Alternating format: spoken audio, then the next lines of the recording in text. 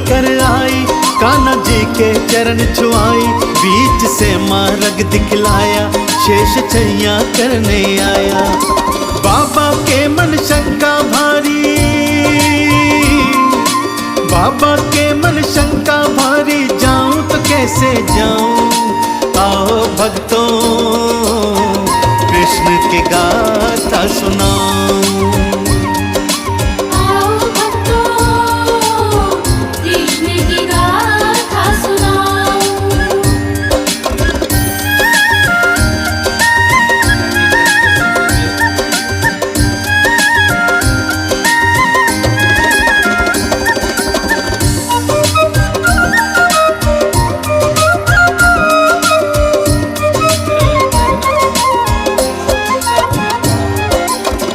किसी तरह से बाबा ने उमड़ती घुमड़ती काली अंधियारी रात में यमुना को पार कर नंद गांव में आ पहुंचे।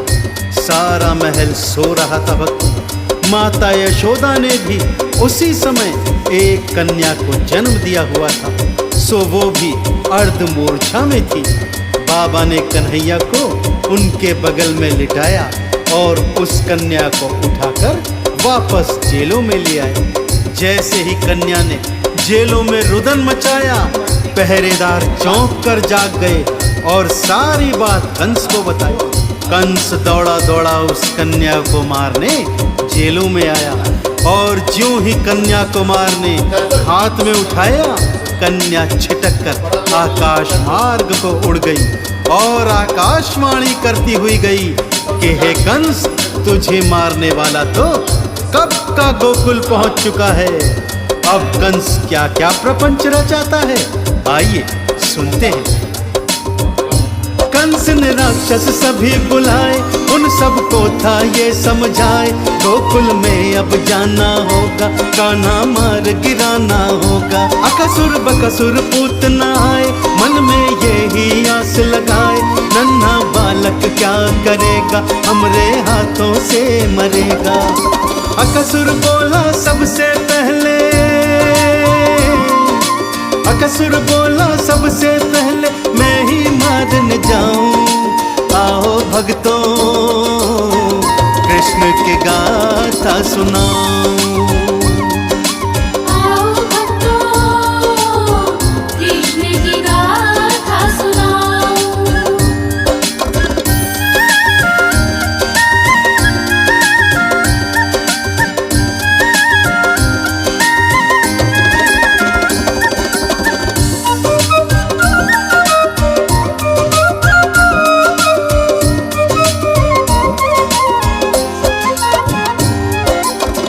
सबसे पहले अकासुर आया भक्तों, अपनी शक्ति पर इतराता हुआ, परंतु ज्यों ही कान्हा के पैर का नाखून से छुआ, 100 योजन दूर जाकर गिरा और मारा गया। अब आया बकासुर, भयंकर अट्टहास करता हुआ, परंतु बाल कृष्ण ने मोहिनी मुस्कान बिखेरते हुए उसके भी प्राण हर लिए।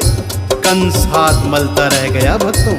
अब उसने भेजी पूतना, जो अपने दूध पर विष लगाकर आई थी।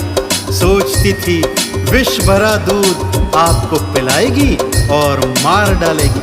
सो नन्हे कान्हा को गोद में उठाकर ले उड़ी हवा में, परंतु कान्हा ने दूध के साथ साथ उसके प्राण भी खींच लिए।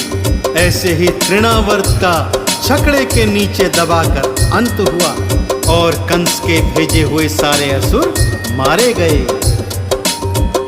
सारे राक्षस मार गिराए, गोकुलवासी सब हर्षाए, माटी जब कान्हा ने खाई, मैया को ब्रह्मांड दिखाई। कालिया की अब बात बताऊं, पावन गाथा तुमको सुनाऊं, लीलाधर की लीला न्यारी, भक्तों लगती सबसे प्यारी। यमुना तीरे भक्तों तुमको, यमुना तीरे भक्तों तुमको आओ लेकर जाऊं। आओ भक्तों कृष्ण की गाथा सुनाऊं।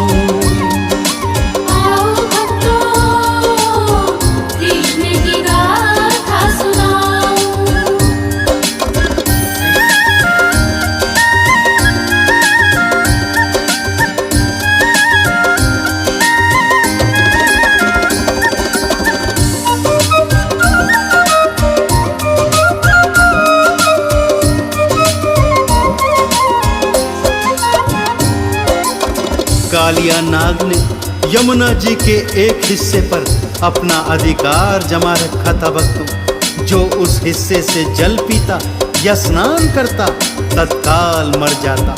सो कान्हा ने उसे सबक सिखाने की ठानी और एक लीला रचाई। जानबूझकर गेंद नदी में डाल दी भक्तों और गेंद के पीछे पीछे नदी में कूद गए। गोप ग्वाले घबराकर मैया, बाबा और अन्य गांव वालों को बुला लाए और इधर बाल कृष्ण नदी की तलहटी में पहुंच कालिया के फन पर चढ़ गए और नृत्य करते करते उसके फन तोड़ डाले। कालिया ने जब क्षमा मांगी तब कान्हा ने वचन लिया कि वो तुरंत यमुना नदी छोड़कर चला जाएगा। कालिया की जान में जान आई और वो तुरंत यमुना नदी छोड़कर भाग गया। गांव वालों ने कालिया के फन पर नृत्य करते हुए, बंसी बजाते हुए बाल कृष्ण के दर्शन किए और सबका हृदय कृतार्थ हो गया भक्तों। कान्हा नदियां बीच समाए, कालिया नाग को न थाए, सारे चरणों शीश नवाए, नाग नथैया नाम धराए।